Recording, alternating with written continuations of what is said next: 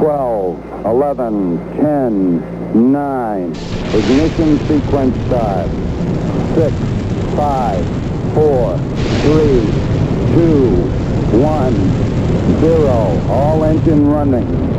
Liftoff. We have a liftoff. 32 minutes past the hour.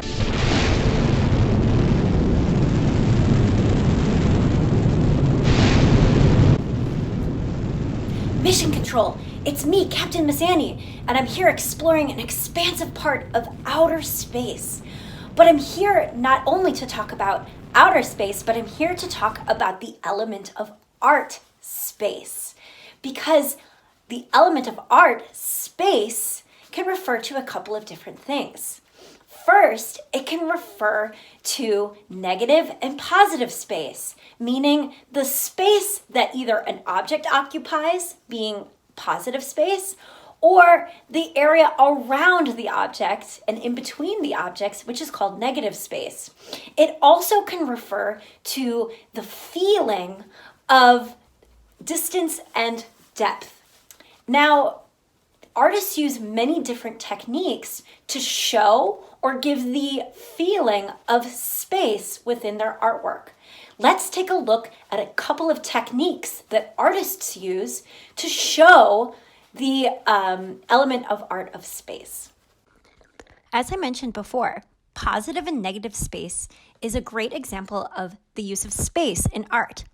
Positive space refers to the main object or the main subject of an artwork, and the negative space means the background or the area that surrounds the subject of the artwork. Sometimes artists like to play with positive and negative space, creating optical illusions. For example, let's take a look at this artwork by M.C. Escher. Here he is playing with both the positive and negative space, having the positive space of the white fish at the bottom of the page, and as it goes upward, those white fish, the shapes of the white fish, turn into the negative space or the white background. Oppositely, the positive space of the black birds at the top of the page start turning into the black negative space that surrounds the fish at the bottom of the page. Positive and negative space is not only used in two-dimensional artworks, but also in sculptures as well.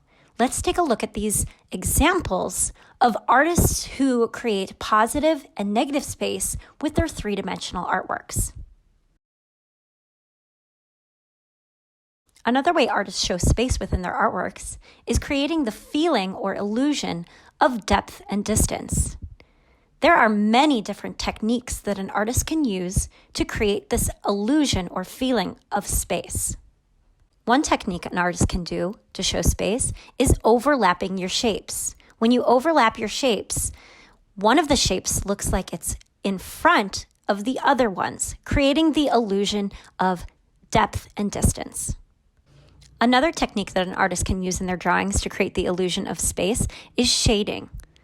When you use shading on a flat two-dimensional drawing, you can either create the illusion of atmosphere or of dimension, making that flat piece of paper all of a sudden look three-dimensional, creating the illusion of space. Another technique an artist can use is placement.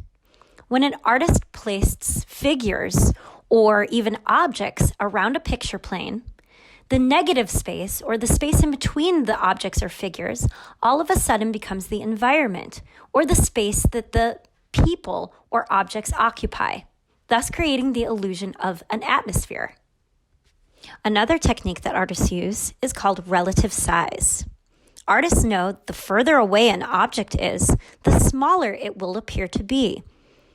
Alternatively, the closer the object is, the larger it would appear to us. So artists use different sizes to create the illusion of some things being closer to the viewer or further into the distance, creating the illusion of space or distance.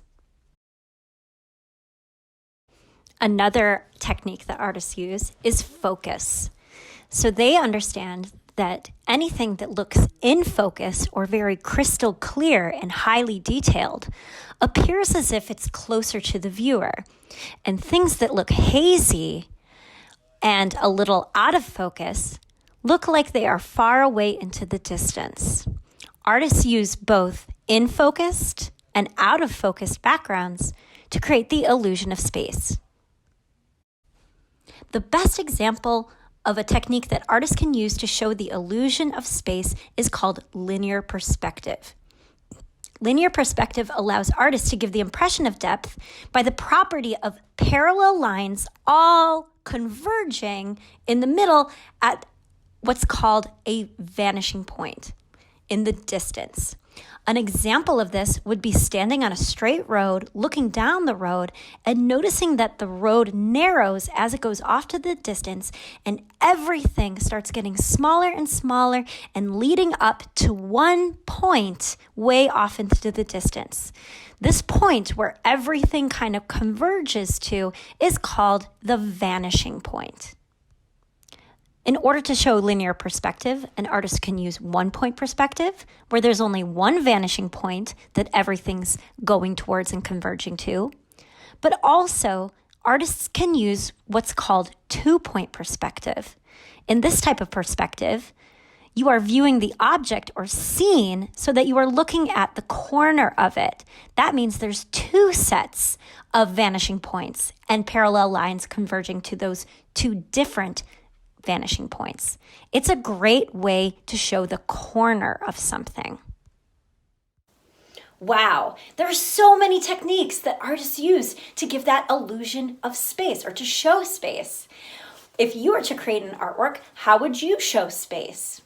All right, Mission Control, it's time for me to get back in my spaceship and travel back to Earth. So I'll see you when I get back. Bye!